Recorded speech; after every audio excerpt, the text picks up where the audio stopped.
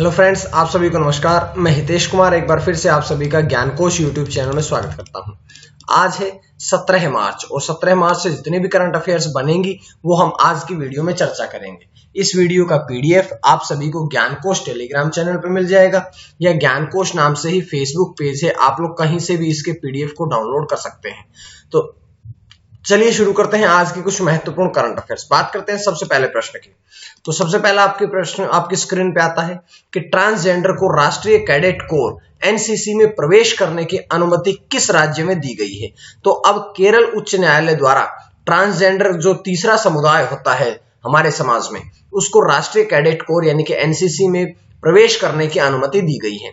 इससे पहले अगर बात करें तो केवल पुरुष और महिलाओं को ही एनसीसी में प्रवेश करने की अनुमति प्राप्त थी, लेकिन हिना हनीफ के एनसीसी अधिनियम के उस खंड को चुनौती देने वाली याचिका दायर करने के पश्चात जो केरल उच्च न्यायालय है उसने ट्रांसजेंडर वर्ग को भी इस एनसीसी में प्रवेश करने की अनुमति दे दी है। अब यहां से एक दो प्रश्न आप लोगों के लिए और भी इंपॉर्टेंट बन जाते हैं। जैसे सबसे पहले तो हम पढ़ेंगे एनसीसी के बारे में। तो एनसीसी क्या है? सबसे पहले तो एनसीसी की फुल फॉर्म पढ़ते हैं। एनसीसी अर्थात नेशनल कैडेट कॉर्प्स। अगर हम बात करें कब से शुरू हुआ है, कब से इसका परिचालन शुरू हुआ है, तो ये 16 जुलाई 1948 में शुरू किया गया था। बात कर लेते हैं इसका मुख्यालय कहां पे है, तो इसका मुख्यालय है नई दिल्ली में।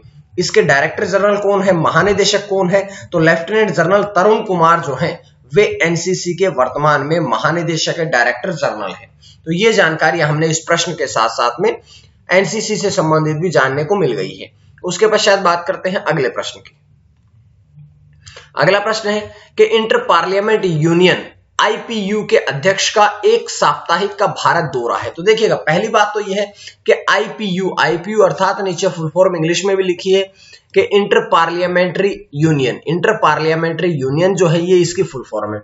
अब इसके जो अध्यक्ष हैं दुतेर्ते पचेको जो है वो अब एक दिवसीय भारत के यात्रा पर आएंगे। कब से कब तक है, तो वे 16 मार्च से लेकर के 22 मार्च तक भारत की यात्रा पर है। उसके बाद आईपीयू की अगर हम फुल फॉर्म पढ़ना चाहें तो आईपीयू की फुल फॉर्म मैंने बता दी कि इंटर पार्लियामेंट्री यूनियन। उसके पश्चात इसका मुख्यालय कहां पे है, तो आईपीयू का मुख्यालय है जेनेवा, स्विट्जरलैंड में। और अगर हम बात करें इसकी स्थापना कब हुई थी, तो आईपीयू की स्थापना 1889 में करी गई थी। इस प्रकार से सारे प्रश्न इस प्रश्न से जितनी भी संभावनाएं थी अन्य प्रश्न बनने की, वो सारी संभावनाएं मैंने आप सभी के सामने रखी है। इसके पश्चात हम बढ़ते हैं अगले प्रश्न की तरफ कि फिनलैंड के प्रधानमंत्री सना मारिन के साथ शिखर सम्मेलन आयोजन होगा। अब इस शिखर सम्मेलन में उनके साथ में कौन ऐसे भारत का प्रतिनिधित्व कौन करेंगे, तो भारत का प्रतिनिधित्व करेंगे नरेंद्र मोदी। उनके साथ में भारत का प्रतिनिधित्व करेंगे भारत देश के प्रधानमंत्री नरेंद्र मोदी, यानी कि उनके समकालीन है। उसके पश्चात बात करते हैं कि इसमें क्या होगा कि दोनों नेताओं ने स्पेक्ट्रम को कवर करने, आपसी क्षेत्रीय और वैश्विक मुद्दों पर विचार करने का आदान प्रदान किया है। इससे पहले सना मारिन से एक दो प्रश्न बहुत जरूरी बनते हैं कि सबसे कम उम्र की वो राष्ट्रीय अध्यक्ष बनी थी। ये जो फिनलैंड देश है उसकी सबसे कम उम्र की प्रधानमंत्री बनने का गौरव जो है वो भी सना मारिन को ही प्राप्त है। और सना मारिन से एक बात आप लोग समझ लीजिएगा कि वो मात्र 34 उम्र की 34 की उम्र में ही वो प्रधानमंत्री बन गई थी। तो इससे संबंधित मैं पहले प्रश्न आपको बता चुका हूं। अब हम बात करते हैं, क्योंकि वो फिनलैंड की प्रधानमंत्री हैं तो फिनलैंड के बारे में थोड़ी बातें पढ़ते हैं। जैसे कि फिनलैंड की राजधानी कहां है, हेलसिंकी। बात करते हैं राजभाषा की, तो फिनिश और स्वीडिश दोनों ही वहां की राजभाषाएं हैं। बात कर लेते हैं कि राष्ट्रपति कौन है, तो साउली जो वहां के राष्ट्रपति की बात करें तो फिनलैंड के राष्ट्रपति है साउली निनिस्तो जो है वे फिनलैंड के राष्ट्रपति है। और प्रधानमंत्री के बारे में हमने पढ़ लिया कि कौन है, सना मारिन है। इसे रूसी साम्राज्य से स्वायत्तता कब प्राप्त हुई थी, तो 29 मार्च 1809 को फिनलैंड जो है इसे स्वायत्तता प्राप्त हुई थी। ठीक है, तो ये सारी जानकारी हमने इस प्रश्न से पढ़ ली है। उसके पश्चात बात करते हैं अगले प्रश्न की।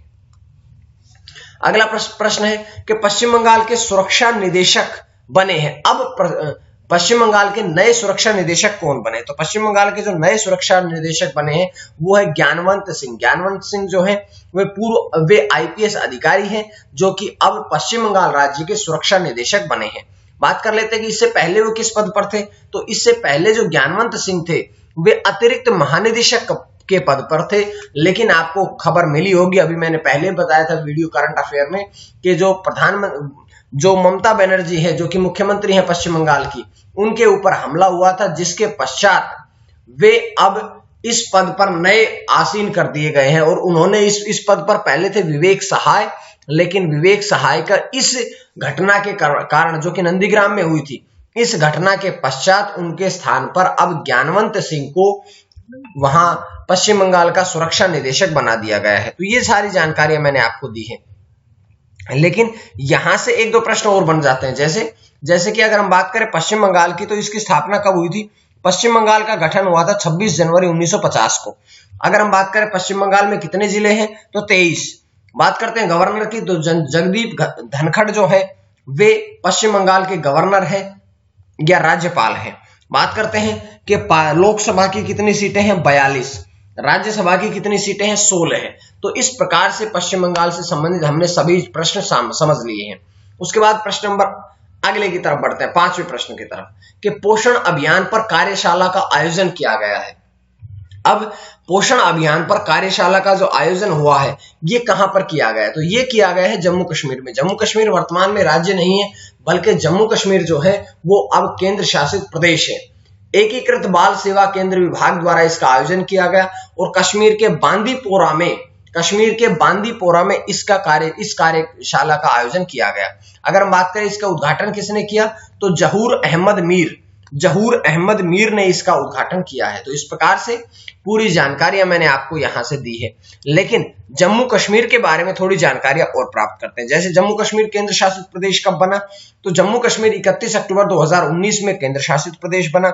जम्मू कश्मीर की राजधानियां कितनी है, 2, श्रीनगर और जम्मू। श्रीनगर जो है वो मई से अक्टूबर तक राजधानी रहती है, लेकिन जम्मू जो है वो नवंबर से अप्रैल तक, यानी कि ये आखिरी महीना रहेगा अप्रैल का, कि जब जम्मू राजधानी रहेगी। इसके बाद परिवर्तन करके श्रीनगर हो जाएगी 6 महीने के लिए। जिले कितने हैं, 20। जम्मू कश्मीर के वर्तमान में उपराज्यपाल कौन है, मनोज सिन्हा। आपको पता होना चाहिए कि केंद्र शासित प्रदेश में राज्यपाल नहीं होते हैं, बल्कि उपराज्यपाल होते हैं। और अगर हम बात करें राज्यसभा की कितनी सीटें हैं, तो 4 हैं, और लोकसभा की जम्मू कश्मीर से 5 सीटें हैं। उसके पश्चात बढ़ते हैं अगले प्रश्न की तरफ। तो अगला प्रश्न आप लोगों की स्क्रीन पे आता है, आज का प्रश्न, कि ब्रिटेन के कैबिनेट ने दूसरा प्रमुख मुख्यालय कहां बनाने की घोषणा की है। तो ये ब्रिटेन में ने कौन सा मुख्यालय बनाने की घोषणा करी है, कहां पर करी है? 4 ऑप्शन आप लोगों के पास है, आपने सटीक आंसर जो है वो कमेंट बॉक्स में बताना है। उसके पश्चात बात करते हैं पिछले प्रश्न। कल मैंने आपसे क्या प्रश्न पूछा था, तो कल मैंने आपसे प्रश्न पूछा था कि क्लब हाउस क्रिएटर फर्स्ट नामक कार्यक्रम की घोषणा किसके द्वारा करी गई है।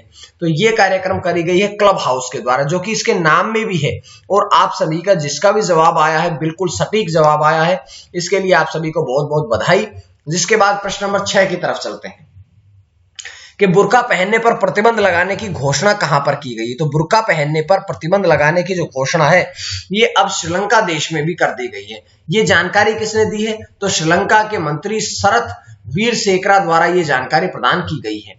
इसके बाद क्या होगा कि इसके साथ साथ जो श्रीलंका देश है, उसमें 1000 से अधिक जो मदरसे हैं, ये मदरसे भी बंद किए जाएंगे। तो ये सारी जानकारियां यहां से थी। लेकिन छोटी सी बात देखिएगा, यहां श्रीलंका में ये सारी घोषणा करी गई है।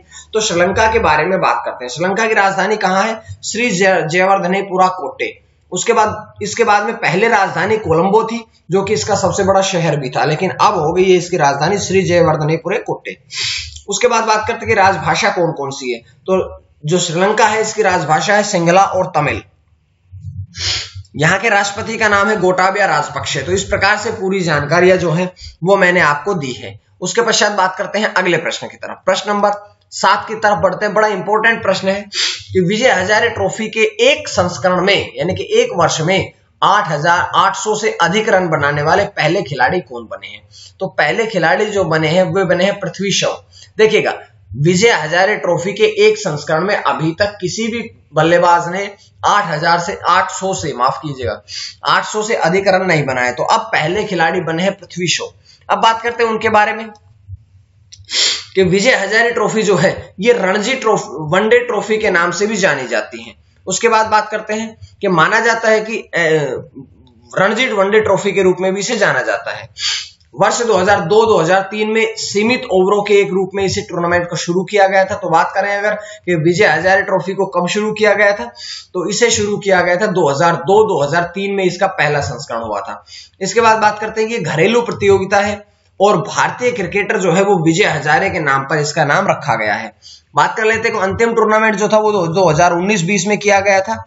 इसमें कुल टीमों की संख्या 38 होती है और सबसे ज्यादा वर्तमान चैंपियन जो है वो कर्नाटक है और सबसे ज्यादा चैंपियन जो बना है वो तमिलनाडु की टीम बनी है। तो इस प्रकार से विजय हजारे ट्रॉफी के बारे में हमने सारी जानकारियां प्राप्त कर ली है।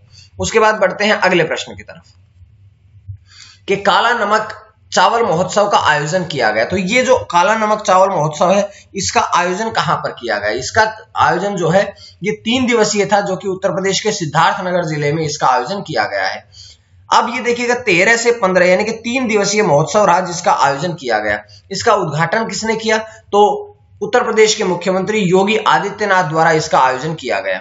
इस क्षेत्र में उगाया जाने वाला जो काला नमक है ये चावल पूर्वी जिलों का 1 डिस्ट्रिक्ट 1 प्रोडक्ट है। तो इस प्रकार से जानकारी हमें यहां से मिलती है। इसके बाद अगला प्रश्न है कि बोलीविया के पूर्व राष्ट्रपति को 4 महीने की जेल हुई है। देखिएगा पहली राष्ट्रपति थी, इससे पहले राष्ट्रपति रह चुके हैं जिन्हें अब 4 महीने की जेल करार दी गई। उनका नाम क्या है? उनका नाम है जेनिन एनिस। आरोप क्या लगा है कि उन पर यह आरोप था कि 2019 में उन्होंने तख्ता पलट करने में मदद करी थी और जिस कारण से जो नेता थे उस समय के इवो मोरालेस उनको सत्ता से हटा दिया गया था। तो इसी आरोप में अब जेनिन एनिस को 4 महीने की सजा सुनाई गई है। बात कर लेते हैं कि जो बोलीविया है जिसे आधिकारिक तौर पर बोलीविया बहुराष्ट्रीय देश के नाम से जाना जाता है, पश्चिमी मध्य दक्षिण अमेरिका में स्थित एक स्थलरुद्ध देश है। इसकी राजधानी की बात करें तो सुक्रे है और अगर हम बात करें सरकारी परिसर कहां पे है तो लापाज में इसका सरकारी परिसर है। तो इस प्रकार से मैंने पूरी जानकारी यहां से दी। उसके पश्चात बढ़ते हैं अगले प्रश्न की तरफ, आज के अंतिम प्रश्न की तरफ। आज का अंतिम प्रश्न आप सभी के लिए है कि अमेरिका सीनेट की आंतरिक सचिव कौन बनी है? अमेरिका सीनेट की आंतरिक सचिव जो बनी है वो कौन बनी है? वो बनी है देव हलांड। उसके बाद वह कैबिनेट एजेंसी का नेतृत्व करने वाली पहली मूल रूप से अमेरिकी महिला भी बनी है। तो ये जानकारी मैंने आपको दी है। उसके बाद बढ़ते हैं आज के समाप्ति की तरफ। तो ये मैंने आज की वीडियो दी है। अब आप आज से इसके करंट अफेयर के साथ साथ में और भी नोट्स देख सकते हैं जो कि मैंने प्लेलिस्ट बना दी है। उसके बाद बढ़ते हैं आज आखिरी स्लाइड की तरफ कि अगर आपको करंट अफेयर्स पसंद आती है तो ज्ञानकोश यूट्यूब चैनल को सब्सक्राइब कर लीजिएगा, साथ में टेलीग्राम चैनल और फेसबुक पेज से भी जुड़े ताकि आपको और भी वीडियोस मिलती रहे।